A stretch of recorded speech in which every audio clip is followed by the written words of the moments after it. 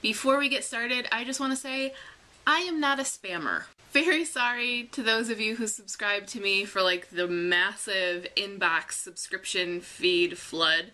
I definitely did not upload 12 or 15 videos or whatever it said I did on the 25th.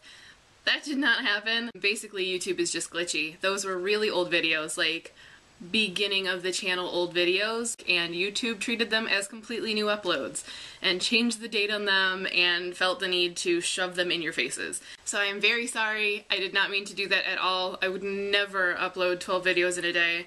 Not only because that would be really obnoxious to you guys, but I don't have anywhere near that motivation. If you unsubscribed because of it, I didn't mean it. Come back.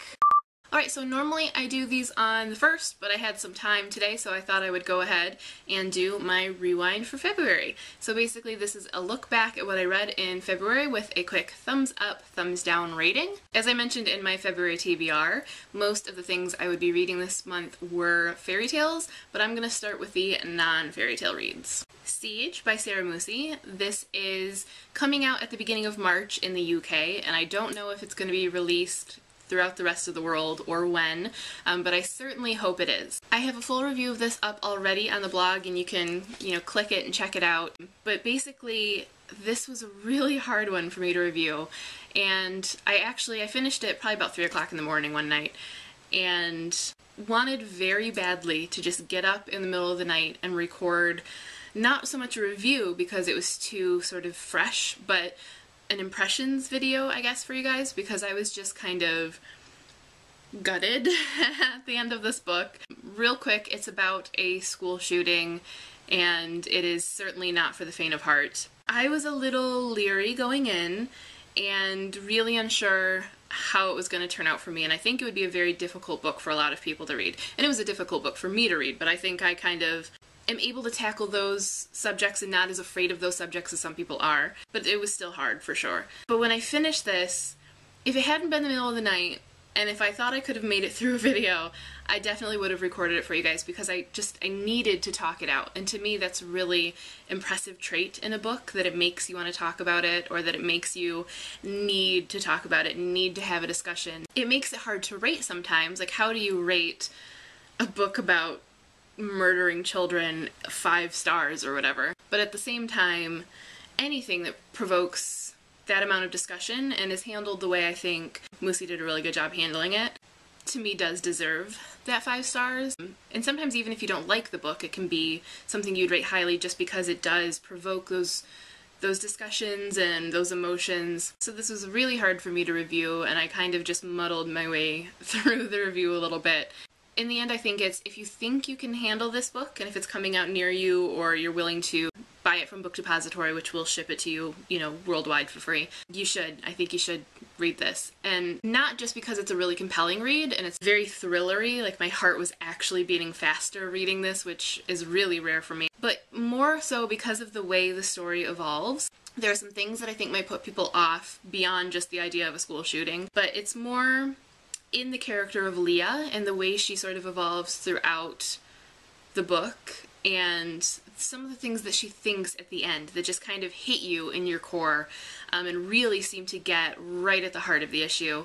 And that's a really difficult thing, I think, to do in a book like this, and to not come off didactic. Leah as a narrator works. The way that she thinks and processes really works, and the way it ends, as hard of a book as it is to read, just because how do you process, something like this, is really, really powerful, and definitely worth your time and your gutted emotions if you're able to handle it. So I guess short story is thumbs up. And on a completely different note, Relish, My Life in the Kitchen by Lucy Nisley.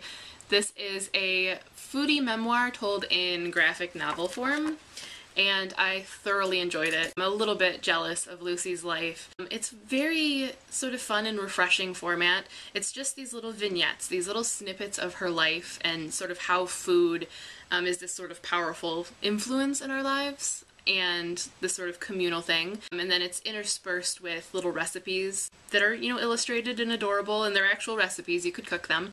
Lucy's tone and the way she kind of paints the picture of her childhood and growing up and how food has been this driving influence in her life was just really well done, and I really enjoyed it. I know some of you may be familiar with Lucy's webcomics and sort of follow her already, so I think that you guys will definitely like this, but even if you just are a foodie or you're into memoirs or you like graphic novels, cookbooks or whatever, and you just want to give it a try, definitely a thumbs up. I think it's worth it. And this comes out in April, by the way, so I will have a full review up then.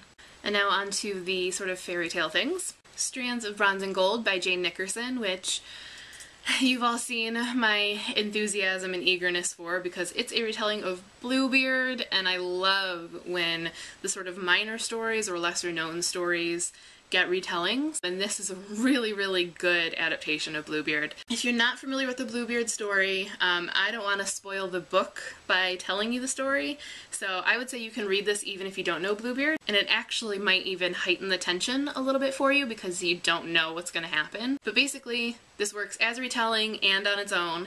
It's this sort of Southern Gothic style, not magical necessarily, though there is a slight bit of sort of paranormal or magical realism at the end, but it's not like a flowery fairy tale, and Bluebeard is not a flowery fairy tale.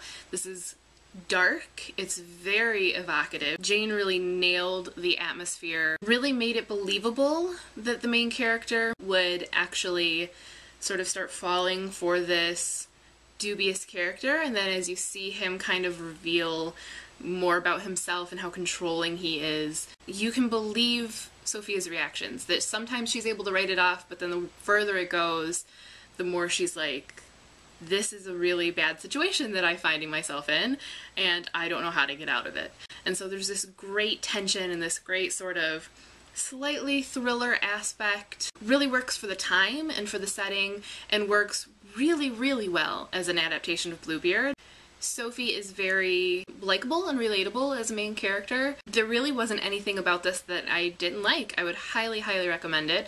Whether you know the Bluebeard tale, whether you like fairy tale retelling, if you're looking for something historical, if you're looking for something a little darker and a little more of a warped, scary relationship, something a little thrillery. It's kind of got all of that working for it, and it all blends really seamlessly and just works really well. This one will be on sale in about mid-March, so you can check it out then from Random House, I believe. It's from Knopf Books from Random House. I would definitely recommend you do. It lives up to its pretty cover, and the cover makes sense, which is nice. It's a really good story of obsession and control, so definitely thumbs up. The Handbook for Dragon Slayers by Mary Haskell. This is not so much a fairy tale retelling as it is sort of fairy tale-esque in nature.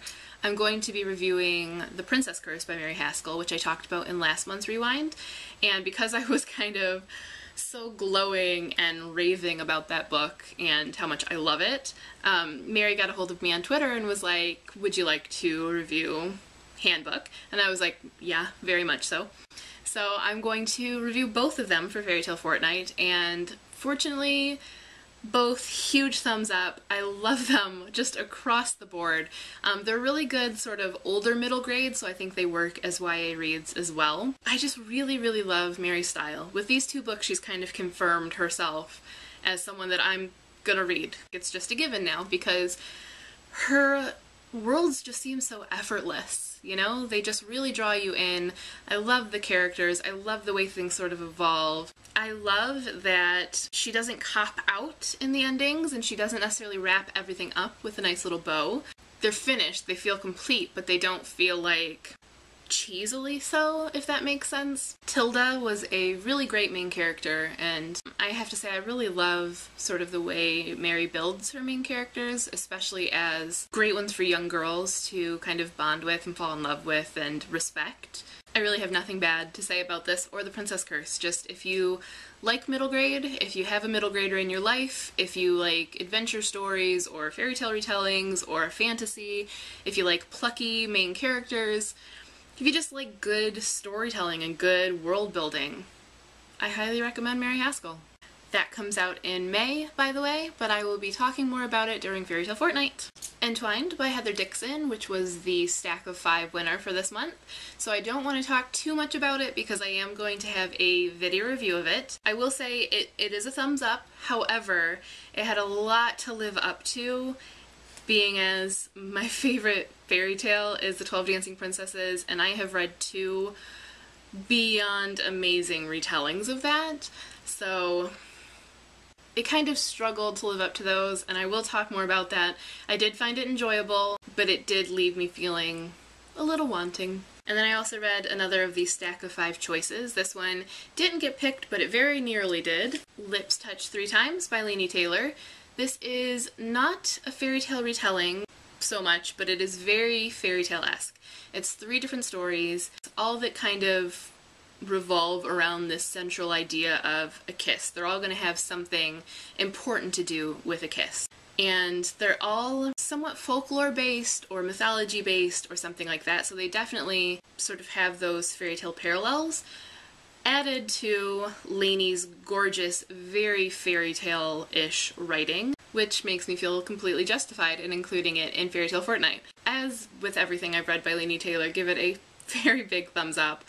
Her writing is just gorgeous and evocative and just lyrical and beautiful, and sometimes you just kind of dwell over just how perfectly phrased something is, and I always appreciate that. It doesn't feel labored, and it doesn't knock you out of the story, and it doesn't feel very purple prosy, which is nice. It just feels like really, really good storytelling with an attention to detail in the way things sound, and I appreciate that. I liked all of the stories.